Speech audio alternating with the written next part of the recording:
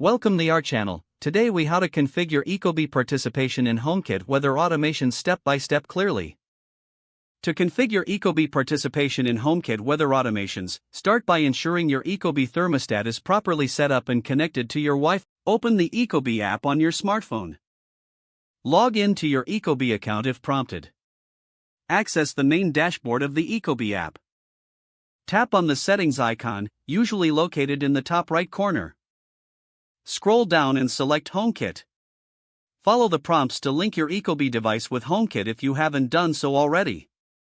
Next, open the Apple Home app on your iOS device. In the Home app, tap the plus sign to add a new automation.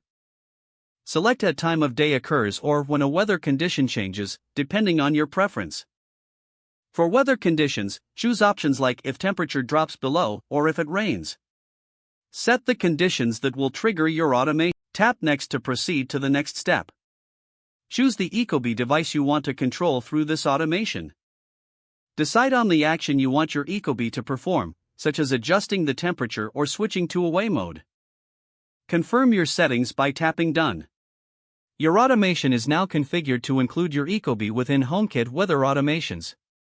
To test the automation, simulate the weather conditions you set or wait for them to occur naturally. Monitor your Ecobee's performance through the app to ensure it responds as expected. You're now ready to enjoy the benefits of your Ecobee thermostat working seamlessly with HomeKit weather automations. If the page does not load, refresh the browser or try again in a private or incognito window. Make sure you are using the correct email address, then retype it carefully to avoid small typos. If your password is not accepted, use the reset option and create a new strong password you can remember. Check your spam folder for verification or security emails, then complete any requested confirmation steps. Enable two-factor authentication if available to improve account security and reduce. After signing in, review your profile details so your contact information and settings are accurate and current. If you see an error message, note it down and try again after restarting your device and internet connection. Log out when you finish, especially on shared devices, to keep your account and payment information secure. If the page does not load, refresh the browser or try again in a private or incognito window.